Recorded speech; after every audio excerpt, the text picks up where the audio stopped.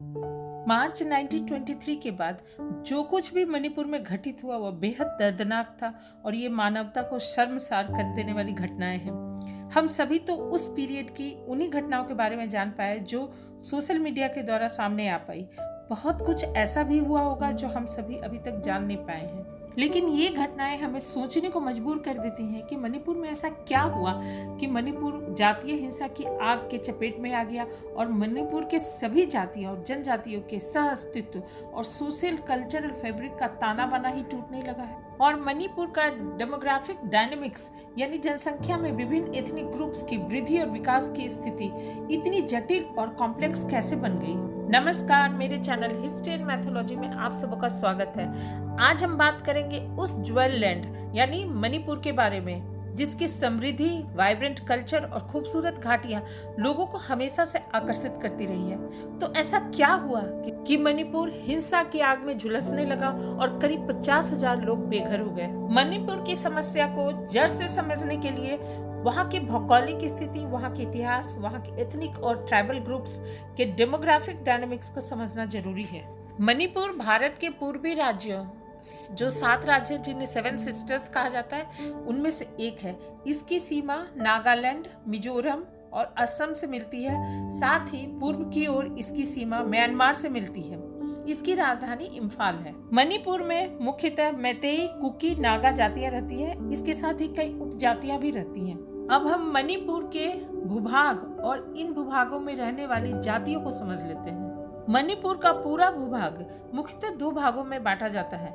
Valley यानी मैदानी का भाग जहाँ मैतेई रहते हैं और पहाड़ी का भाग जहाँ कुकी, नागा और अन्य जनजातियां रहती हैं। मणिपुर का वैली यानी मैदानी भाग सिर्फ 10% है टोटल मणिपुर के एरिया का, यानी 57% पॉपुलेशन जो मैतेई का है वो मणिपुर के 10% भाग में ही रहते हैं। और मणिपुर का 42% पॉपुलेशन जो नागा, कुकी और अन्य जनजातियों का है वो मणिपुर के 90% भूभाग में रहते हैं जो पहाड़ी एरिया माना जाता है। बात सिर्फ मणिपुर के एरिया यानी भूभाग के बंटवारे तक की सीमित नहीं है।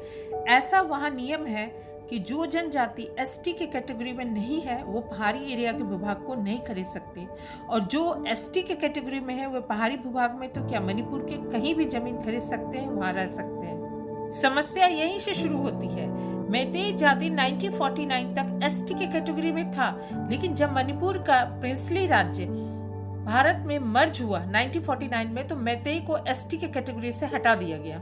इसलिए मैतेई मणिपुर के पहाड़ी एरिया के जमीन को नहीं खरीद सकते और न वहां बस सकते हैं, लेकिन कुकी, नागा और अन्य जनजातियां जो एसटी के कैटेगरी में आती हैं वे पहाड़ी क्या मैदानी क्या सभी जगहों पर जमीन खरीद कर बस सकते हैं। मैतेई जाति की ओर से उन्हें एसटी के कैटेगरी में रखने के लिए सरकार से लगातार मांग की जा रही थी, जबकि कुकी जाति इसका लगातार विरोध कर रही थी क्योंकि पहाड़ों पर वो अपने वर्चस्व को खोना नहीं चाहते हैं। चूंकि मैतेई जाति एसटी के कैटेगरी में नहीं है, इसलिए सरकार द्वारा मिलने वाला प्रिविलेज नौकरी में, शिक्षा आदि में उन्हें नहीं मिल पाता। जनसंख्या में ज्यादा होने के कारण मैतेई जाति को स्टेट असेंबली के 60 सीट में से 40 पर हक है। इस तरह मणिपुर के पॉलिटिक्स पर उनका दबदबा रहता है। यहाँ गौरतलब बात है कि बाहुल्य मैतेई हिंदू धर्म को मानने वाली है, जबकि कुकी, नागा और अन्य जनजातियों में अधिकतर लोग ईसाई धर्म को मानते हैं। भारत के लिए सबसे ज्यादा इम्पोर्टेंट और चिंताजनक विषय ये है कि मणिपुर इलीगल इमिग्रेशन और मिलिटेंट्स का हाइडआउट बनते जा रहा है।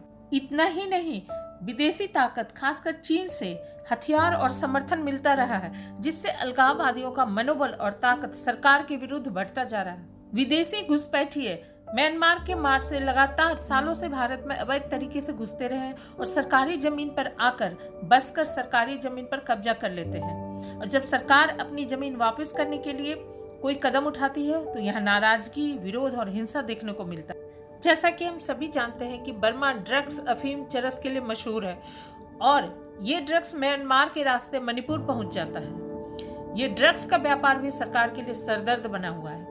मैतेई जाति के लोगों के एसटी स्टेटस की मांग पर मणिपुर हाईकोर्ट ने मणिपुर स्टेट गवर्नमेंट को एक निर्देश दिया कि वो यूनियन ट्राइबल अफेयर्स मिनिस्ट्री से मैतेई जाति का एसटी स्टेटस दिलाने के बारे में बात करे, ताकि मैतेई भी पहले की तरह एसटी टैग को प्राप्त कर सके। हाईकोर्ट का ये निर्देश ने अन्य जनजातियां खासकर कुकी के नाराजगी को ट्रिगर कर दिया। अपनी नाराजगी और विरोध को जाहिर करने के लिए 10 हिल डिस्ट्रिक्ट के लोगों ने ट्राइबल सॉलिडेरिटी मार्च निकाला। इसके अगेंस्ट मैतेई लोग भी पीछे नहीं रहे और जो नहीं होना चाहिए था वही हुआ, हिंसा और आगजनी। अब सवाल ये उठता है कि इतनी जटिल और कॉम्प्लेक्स सिचुएशन में फंसे मणिपुर की समस्या का आखिर हल क्या है? शायद हल तभी निकल पाएगा जब मणिपुर के तमाम एथनिक ग्रुप और ट्राइबल ग्रुप को एक प्लेटफॉर्म पर लाकर समस्या का हल ढूंढा जाए। और वाइल्ड लाइफ सेंचुरी और फॉरेस्ट रिजर्व और डेवलपमेंट के नाम पर अगर सरकारी जमीन खाली कराई गई है तो उन विस्थापित मणिपुर के निवासियों का पुनर्निर्वास की व्यवस्था सरकार की ओर से होनी चाहिए। तो ये थे मणिपुर के हिंसा के पीछे छिपे फैक्ट्स और रीजन। उम्मीद है आपको ये इन्फॉर्मेटिव वीडियो जरूर पसंद आएगा। अगर पसंद आए तो जरूर लाइक कीजिए, दोस्तों के साथ शेयर कीजिए और मेरे चैनल को जरूर सब्सक्राइब कीजिए। Thank you.